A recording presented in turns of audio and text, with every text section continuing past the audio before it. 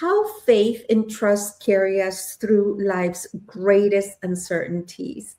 Welcome, everyone. When life feels uncertain, our greatest strength is not in having all the answers, it is in learning how to lead with hope, anchor ourselves in faith, and build trust both in God and in the practical decisions that shape our future.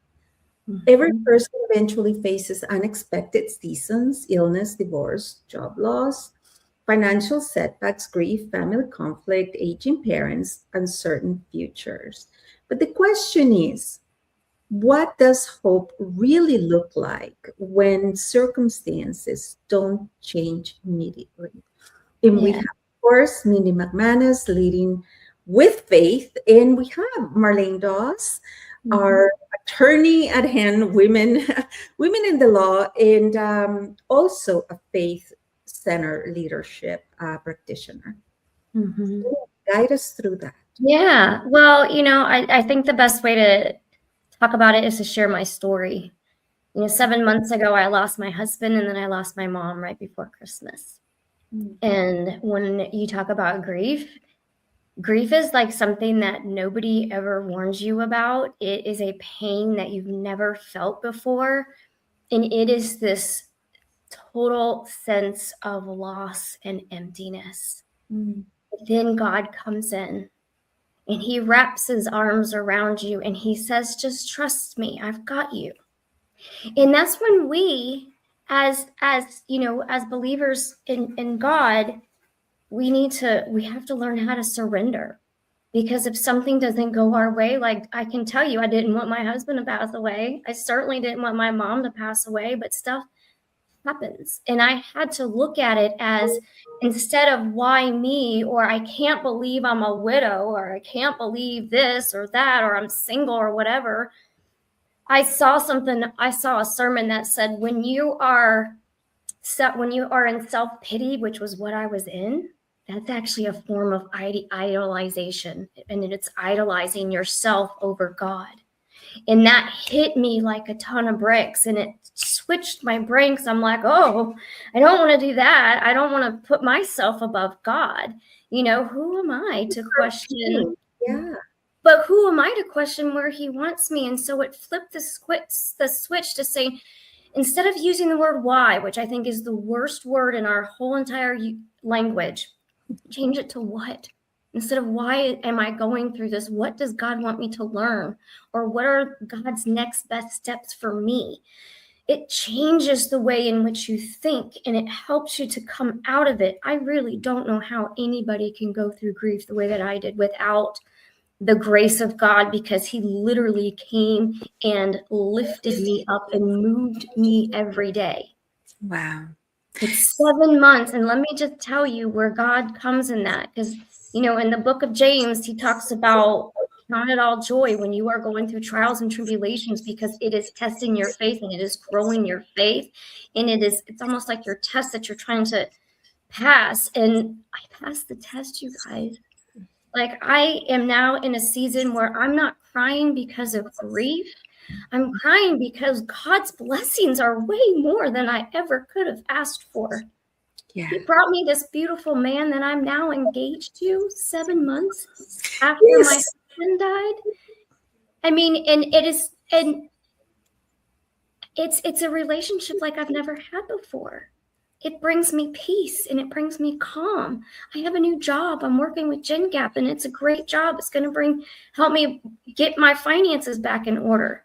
And I lost 30 pounds. I mean, when God says that he will give you back and he will restore, he restores. So Yeah. if you are in a season where things aren't going right, I am proof that God will bring you through. You just have to trust and surrender. Yeah. And Marlene, you and I work very, very close within the same demographic, within the same region. Mindy, of course, comes to us from Florida, and Marlene and I are in Ontario, good old Ontario. And in the US, one of the things I love is that everybody speaks of their faith and their their beliefs in God a lot more openly than we do here in Canada, just as a culture, right? However, that's not to say that a lot of the leadership is not faith based. In fact, one of the greatest messages and voices that I keep hearing in my head, by now, Marlene is one of them. And she taught me that you cannot pray and worry at the same time. Yeah.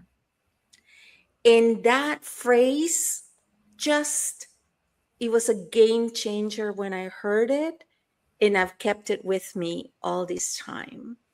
Now, as an attorney, most of the time, people don't think, oh, attorney and God, right? And but there is um, saying that says, pray to God, but tie your camel tight, right? Still, faith requires action, and this is where you come in. Yes, I mean, I can't agree more. I am a woman of faith, and it does steer my business, my practice. How I approach each client that I have the privilege of serving. And I think I've told you this before, Carolina, that I always wanted my profession to be a part of my service as well, which is kind of Yes. how I landed here.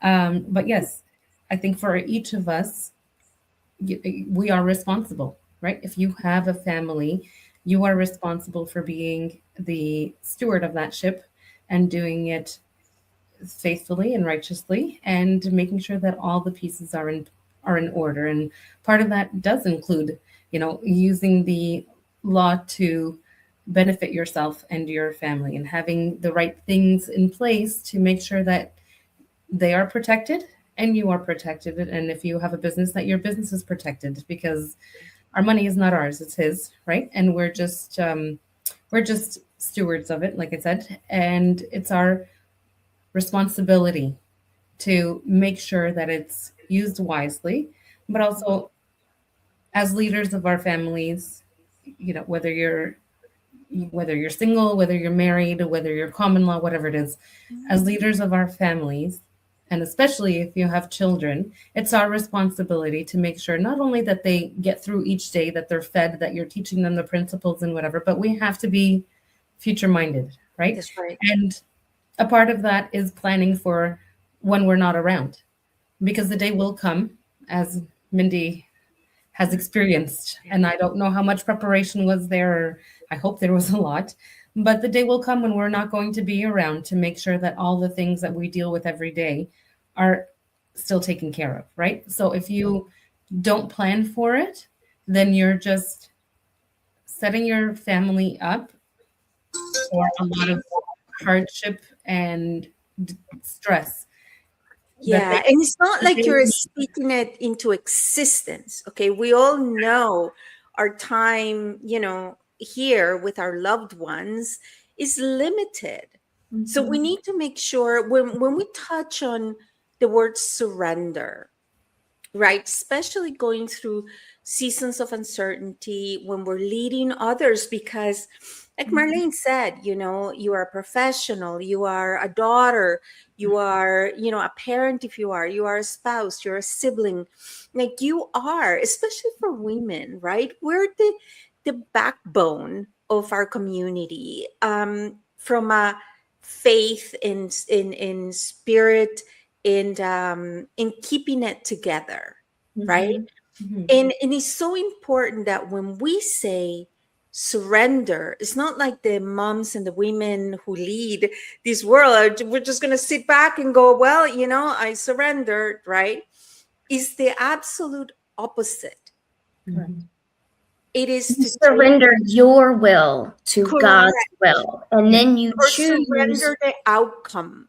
yes, and then you choose to obey God's will. Right. And Yeah, that's the piece of it. But I'll be the first one to tell you, I wish I had Marlene. Marlene, I wish I would have contacted you, because our stuff was not in order. It wasn't where it needed to be. And I just now paid my taxes because my husband was the one that did all those. So, there's a lot that you have to deal with after the fact. And being in the amount of grief that I was in, let me just tell you, it didn't get done in a timely manner. I mean, I just got my taxes done and it's like the end of June, almost July. So you're not going to want to do anything after the fact. So the more that you can prep and work with someone like Marlene to get your stuff prepped and ready, the better you will be off, because it has been one of the hardest things to deal with after the fact, is having to deal with all this stuff because it didn't get done in the beginning. Yeah. And one of the things I love about the work that all of us do together is the practical preparation is not lack of faith. Mm-hmm. It's actually just wise stewardship. And it's very easy for someone, in the case of Marlene, or a doctor, for example, like when you go to your doctor, of course, is exercise and eat better, right? Like, I can go get my photos. You remember when you still have to get your photos signed by your doctor at the back for your passport? Yeah. Even if the appointment was for that, my doctor would still be exercise and eat better, right? Same with Marlene. Like, it's not a broken record when he says, get your house in order, get your house in order, right? Mm-hmm. What I love about how her service, it's not ministry, but really service, is that she keeps coming back and back and back and explaining why. This is what happens. Like, she's not telling you, write your will, power of attorney, and whatever other papers you need to get in order out of the goodness of her heart. You know what I mean? Like, yes, it's a business, but you can also just advertise. It doesn't need to be community stewardship. Mm-hmm. How do you find, Marlene, that you stepped away from just your advertising, sign on a bus, ambulance chasing kind of, what we normally relate to most lawyers, right? That are in private practice, not corporate lawyers. But what I remember when you and I first met, and you reached out to me and you said, I want to collaborate with you because I want to lead a thought movement, right, for the empowerment of women. What has been the difference between doing it the traditional way or your way? Because it's not all easy.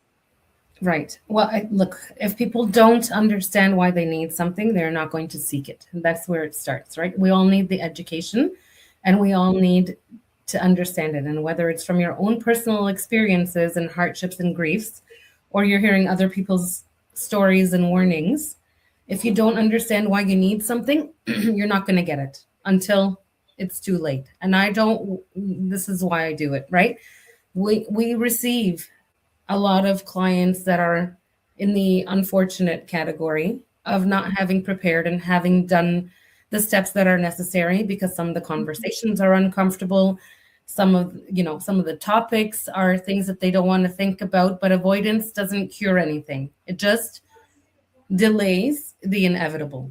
And the inevitable is not pretty. It's not comfortable. It's even more uncomfortable, and it's even more stressful, and it just exasperates so much. As Mindy said, like, she's the pure example of what happens in grief. And we get those clients in grief when we try to get them beforehand, but they also come to us when they're in grief and they have to deal with the pieces, of somebody of the loss, right?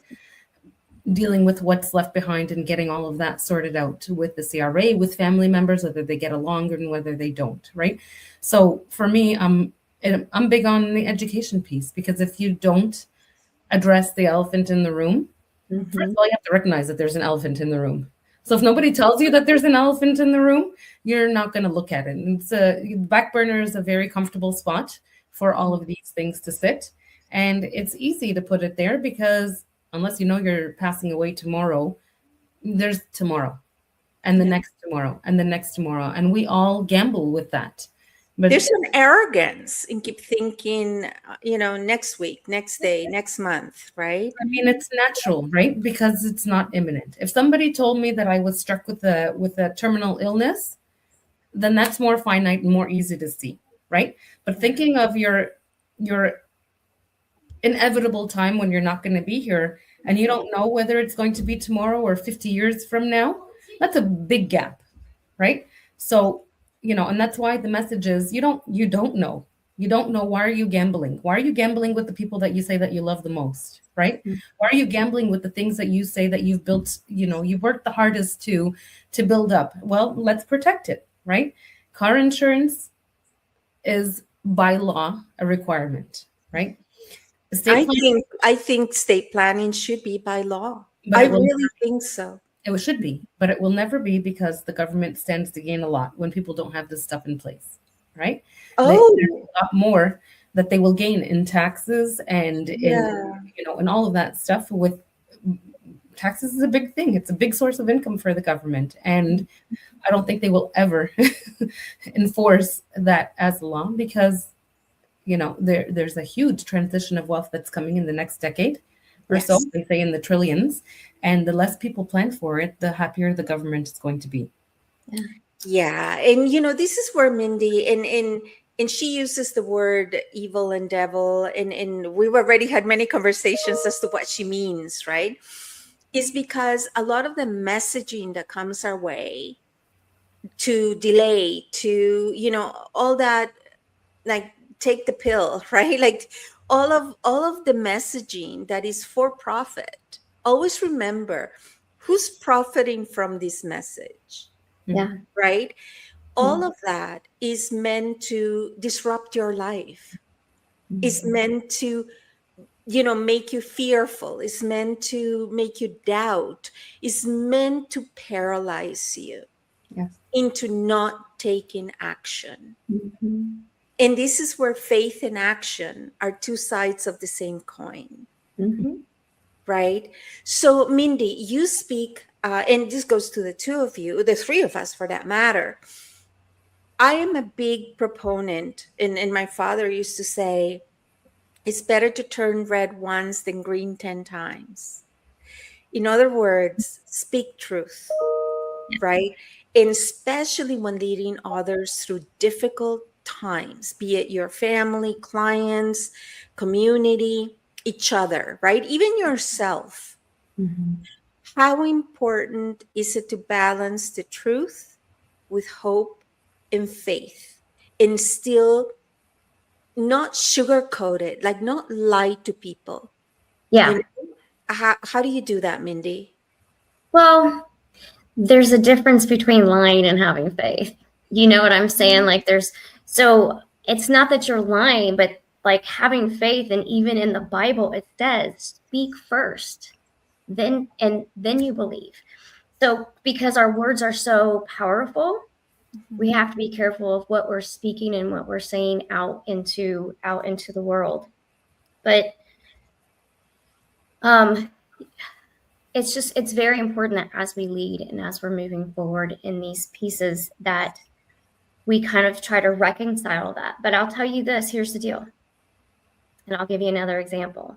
As everything happened with Jimmy, I had to take out my retirement so that I had money for us to live on. I put my business to the side, so I've just been starting it back up. I ran out of my retirement money, and May 1st, I was like, I didn't have enough money in my bank account to pay my bills. But you know what I chose to do instead of freaking out?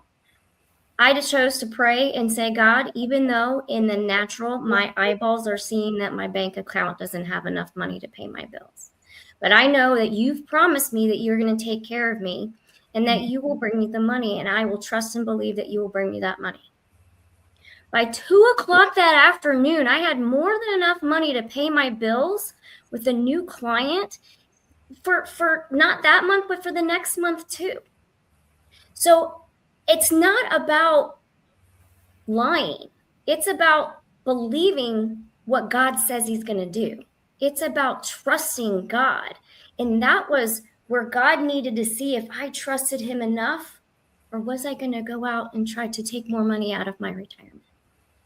Yeah. How much was I going to trust him? And I did.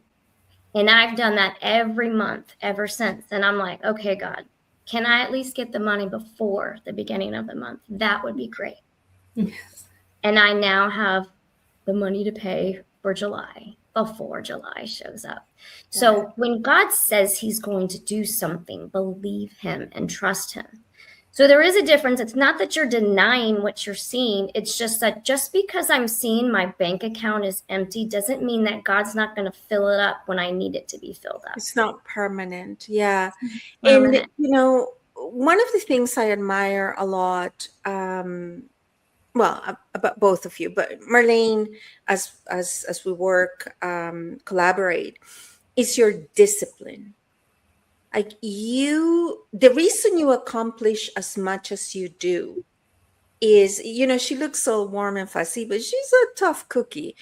And discipline is one of the things that I admire the most. It's about doing things when you don't feel like it, but you do it because you have to. Tell us how do you reconcile that? The drive with the faith, with sometimes against the grain of reality. That's a good question. So I have to say, I wasn't always like this, and it's always a work in progress, and it's a consistent choice. Um, Ooh, okay. I was a procrastinator for many reasons. I realized way later in life what that was really all about, and it's still, and there's tendencies that are there that I have to watch out for, especially when something is overwhelming or, I don't want to do it, as you said. There is, it's easy to procrastinate and to put it, not do it, frankly, not get around to it and have all the legitimate excuses that you want to come up Or with. freeze. Mm-hmm. Or freeze, right? Even if it's not like, I'll do it tomorrow. Like sometimes it's just like, oh my God. Yes. Right? Yes. And when you run your own business, honestly, sometimes those moments are daily where, something just... A ticker tape by the minute. Yeah, I won't tell you about this morning and yesterday. Like, and there's stuff that always comes up, right? And it's choosing to be problem focused or solution focused. And if you stay focused on the problem, you get stuck. And it's about you and what you can and can't do and what's in your control, if you are focused on the solution, and I pray a lot, and I'm like, okay, this one's for you. I don't know what to do here. You need to send me some direction or send me the right person or instruct me, in which way should I go? And I constantly ask for wisdom, and it's not my wisdom. I'm constantly seeking wisdom. And sometimes that means, he'll lead me to somebody who's going to give me the right advice or have that special conversation that I wasn't ready for, who wasn't ready for, but didn't know where to have it. Right. So, when you're striving for growth, I find that doors open in ways that feed that. You will meet. Can you repeat that? When you're striving for growth, mm-hmm. the doors open that feed that supply that. Okay. So when I'm looking to grow or expand, or I have a question, sometimes it's a who that comes my way. Sometimes it's a what. Sometimes it's a coach, sometimes it's a book, sometimes it's a conversation or something that's on YouTube or Instagram or, a conversation with somebody else who's already doing what I want to attain better than me. Yeah. And I find that people are more open and willing to share their knowledge and their expertise than you anticipate. You just have to ask, right? Yeah. So for me, it's been all that and then some. As I said, just this morning, there's a roadblock that's come my way. I'm like, okay, this is what I need to fix. Help me figure out who to seek to get the answer. Right. What does it mean? Right? Like, okay, what does that mean? And, from a from a science perspective, every time you solve a problem, your brain grows, Correct. right? Especially a problem that's new, right? There's so many opportunities, and I know it's easy to sit in kind of, do the yoga pose in the yoga outfit, in the perfect lotus pose, and find mindfulness. Where is the mindful? I'm an active practitioner of mindfulness, but is finding that serenity in the chaos, is the being able to self-regulate enough to calm yourself and to say, where's the message here? There's a humbleness Mhm. that comes with it, right? Especially as you're leading others. It's not a bravado, like, I'm a leader, I'm a thought leader, watch my followers.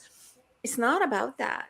It's about the humbleness that you're sharing along and saying, listen, I was just speaking to a friend of mine that is also going through a similar process of trying to sell their home in a challenging market. And she says to me, like, how are you so strong? You're doing this alone. How? Because she's like, in tears, and like overwhelmed. And I said, darling, just because I'm calm right now doesn't mean that I'm not in the spot you're in at certain points, right? I think you have to know that it's temporary. I think you got to have that faith, right? Yes. Worry only changes your attitude Correct. for the Yeah. worst. It changes nothing else except for your attitude.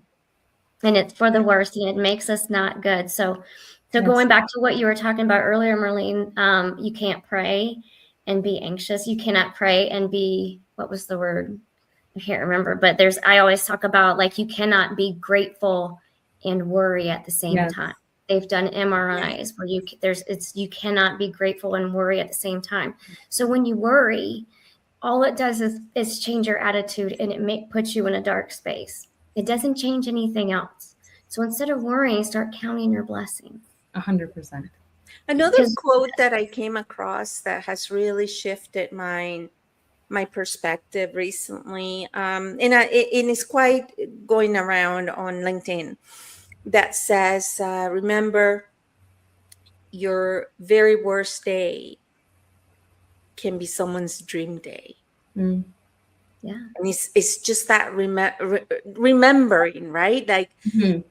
what is at stake here? Your children are okay, your parents are okay, you're okay, even if even if you're dealing with illness and all that, right? Like, we still have it's not from a Pollyannish standpoint, but we still have to.